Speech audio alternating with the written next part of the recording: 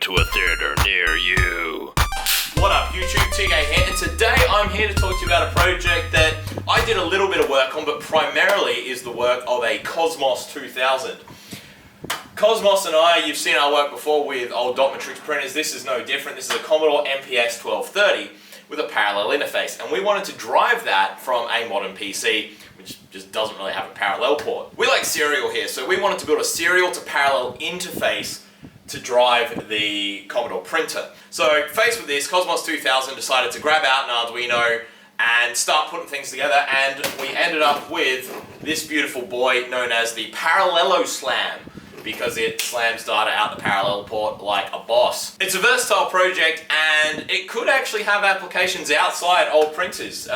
Fundamentally, you could use this for a variety of projects where you turn serial data into parallel. So today we're going to talk about how this works, how you can build your own, and just generally have some fun with a printer from 30 plus years ago.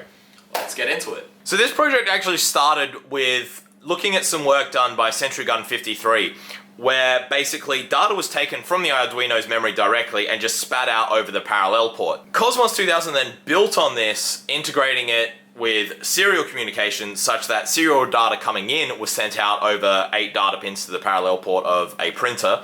At that point, I then got involved, and Cosmos 2000 and I implemented flow control, and this is really key as it allows you to send information as fast as possible without overflowing buffers or dropping any important data, because the receiving device can throw up a flag and say, hey, you got to slow down for a minute, and the sending computer can just hold off and wait. So I'll show you the device itself, and then we'll show you the code, and you can see how it all works together. Here is the rig. Now, Cosmos 2000 is a big fan of the old school 80s and 90s aesthetic. You got rainbows of colors of your cables, and you've got one of these beautiful project boxes with the clear perspex screen. Now we're just going to pop that off so we can have a closer look. So inside it's fairly simple. We have an Atmega 328, which is the brains of the operation. This was chosen as the project was initially prototyped using an Arduino Uno. We then have a Max 232 for level conversion from RS232 voltage levels, which are plus minus 12 volt, to the 0 to 5 volt serial used by the Atmega. The basic signal flow is this. Data comes in from an attached computer on the 25 pin of the 9 pin serial port, goes through the Max 232 for level conversion, and hits the Atmega 328 on its hardware serial lines. The Atmega 328 then takes this data and spits it out on 8 I/O pins, which then go to a parallel interface, which we've got connected up to a Commodore dot matrix printer. Very simple. In addition to the 8 I/O lines, we have a strobe line. The strobe line is fired once you've actually clocked all the data out onto the 8 I/O lines, telling the attached device that it's ready to read a byte. This is important so that the attached device knows when the 8 pins are set and ready to read, otherwise you could have the attached device reading during a pin transition, which you don't want. Finally, there is the busy line, which is controlled by the attached device, in our case the printer. When the printer's received enough data, or for whatever reason it just can't accept any more, it raises the busy line to tell the Atmega that no, I can't take any more, you need to stop sending for a moment. The Atmega then makes another I/O line active, which is connected to the Max 232, which is then connected to the CTS line on the serial port. CTS stands for clear to send. When this line is active, it tells the attached computer that you are clear to send more data, keep it coming. When the CDS line is inactive, it tells the computer that it needs to stop sending because buffers are full, or for whatever reason, we need a halt. This is the key to successful serial transmission. Otherwise, what tends to happen is, even if you're just sending text at, say, 9600 baud, it's too fast for the printer. The printer head can't keep up, the buffer can't keep up, it's all too much. If the computer keeps sending data at that point, it just goes nowhere, and you end up with words missing from the middle of your document, or your picture gets corrupted. It just doesn't work. By having that line, the computer stops, it waits until CDS becomes active again, and then it resumes sending data when the printer's ready for it. That was really the key to making this project successful and allowing us to actually send useful data to the printer. So here's the code, and I'll be putting this up on GitHub under PARALLELOSLAM, so all of you all that want to build one yourself can do so. Basically, we've got our 8 data bits, we've got our strobe, we've got our busy pin, and we've got our CTS pin. So basically, we begin the serial port. We're currently running this at 9600 baud, but you can run it slower. I don't think we've tried running it faster, but there's a possibility it would work. You set all the inputs and outputs to what they should be. We've also got a power LED, and we've also got NAC, which we don't actually use. We then get into the main loop. We check if we've got serial data available. If we do, we read it into serial in byte variable, and then we send that variable to our print byte routine. Our print byte routine is remarkably easy to understand. We basically set each bit of our parallel port to the relevant bit of the byte. Then once that's done, we hold the strobe low for a period of several microseconds. That lets the printer read the byte, and then we put it back high, ready for writing again when we're ready. We also have this little section here for the CTS pin. We read the busy pin. If it's high, we write our CTS pin high, which once it goes through the max 232, it basically tells the computer, we are not clear to send, we are busy. Otherwise, we write the CTS pin low, which once it goes through the max 232, it basically tells the computer, hey, we are good, we are clear to send. It takes a little bit of thinking because there's various voltage levels and active low and active high and all this RS-232 nonsense, but fundamentally, we're either busy or we're not. At the bottom here, we also have this reset printer routine, which is again a hangover from Century Gun 53's code. We don't actually use that, as that tends to put our printer in a weird mode. However, certain printers, you may need to send them some initial setup bytes to make sure they're in draft or letter mode or whatever other thing you're trying to do. So fundamentally, the code is simple. Get serial data in, set a bunch of pins, strobe to tell the printer to read, unstrobe, get the next byte in over the serial port, and do it all over again. Real simple. So finally, I'll show you how we printed this thing from Windows 10. It's a bit of a muck around, but it does work.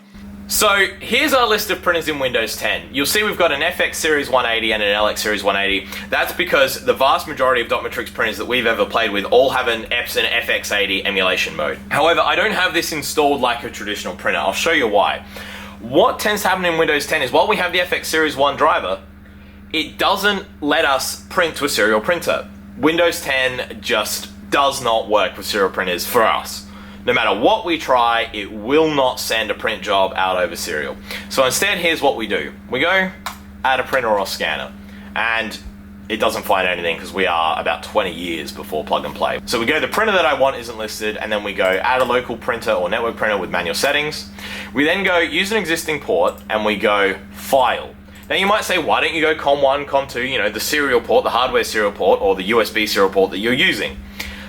It doesn't work for us. We tried, how long did we try? Over and over and over and over. We spent 6 hours trying it. Lost the COM1 out of it. Yeah, we don't even have COM1 on this computer anymore. No matter what we tried, we could not get it to work with the COM port. So instead what we do is we do print to file.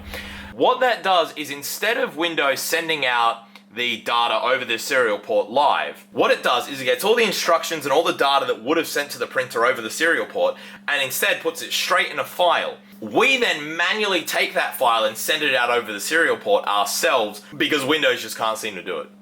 So we use an existing port, then we get to choose the driver. Now we're using the Epson FX80 driver because that's what our printer is emulating. It's expecting to receive instructions in the Epson FX80 format. This driver, it takes a little mucking around to actually get Windows to find it. I believe it is on Windows.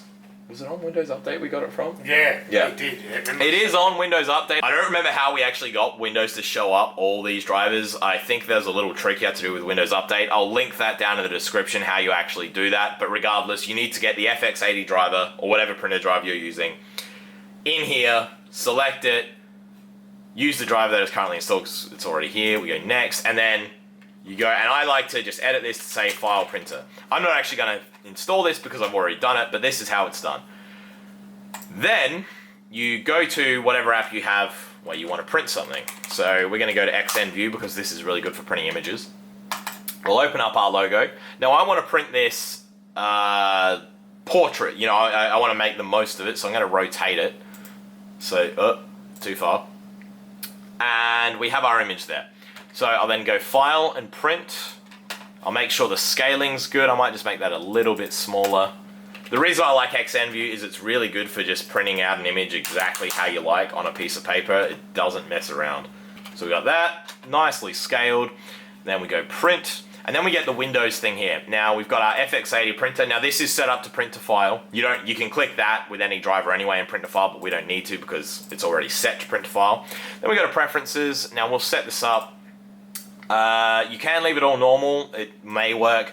Depends what you're printing though. I like to print in high resolution, and if you're printing a photo, which I have done before, I like to set it to halftone so it actually gets nice sort of shades of grey. It does it in a weird halftony way. It works great. If you're just printing a logo like this, you can probably leave it on monochrome, and I think that's what we'll do here. Again, make sure you're choosing letter quality if you want it to look good. choose all those settings, and then hit print. And this dialog box comes up. We can save this as pslamlogo.prn. So we now have a file with all this image data and the instructions required for the printer to recreate it. It's in a file. Now if we open that file up, they actually look kind of interesting. pslamlogo.prn. We'll open this up with Notepad. So if we look at this file, it's a whole series of instructions to recreate that image. It's basically, you know, Epson language. Sometimes if you zoom out, you'll actually see a sort of rough correspondence to what you're trying to print. In this case, not so much. So then what we do is we've got that file, we bring up command prompt. At first, we configure the port with the mode command. We're using COM2, we want 8 data bits, no parity, 1 stop bit, board 9600, and we want CTS on. We also need to make sure that DTR and RTS are off, as well as the handshake and the sensitivity. We want all that off. Timeout doesn't seem to affect us, and we keep ZONs off. Basically, these are the settings that work for us, and the key is that CTS is on, and it does good stuff. And so, with our serial port set to the correct settings, we then use this command to copy the file to the serial port, and it'll start printing. So fundamentally, that's the PARALLELOSLAM for taking serial data and converting it to parallel with flow control, because we love flow control. So obviously, big thanks to Cosmos 2000, who did a lot of the hard yards on this one, and for letting me get involved and also film it. And also shout out to SentryGun53, who, you know, had also been working in this area. Everything you need is on GitHub. I've thrown it down in the description.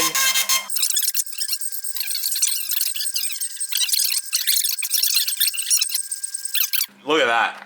PARALLELOSLAM! That's the best one, yeah. That's the best one. I'm not even gonna throw it out. So make sure you also check out my original teardown of the MPS 1230 with Cosmos 2000 from a little while ago, and also my upcoming video, which I'll link here, of repairing old ribbons for these printers. Hope you find this useful, and until next time, TK out. Cosmos 2000, over and out.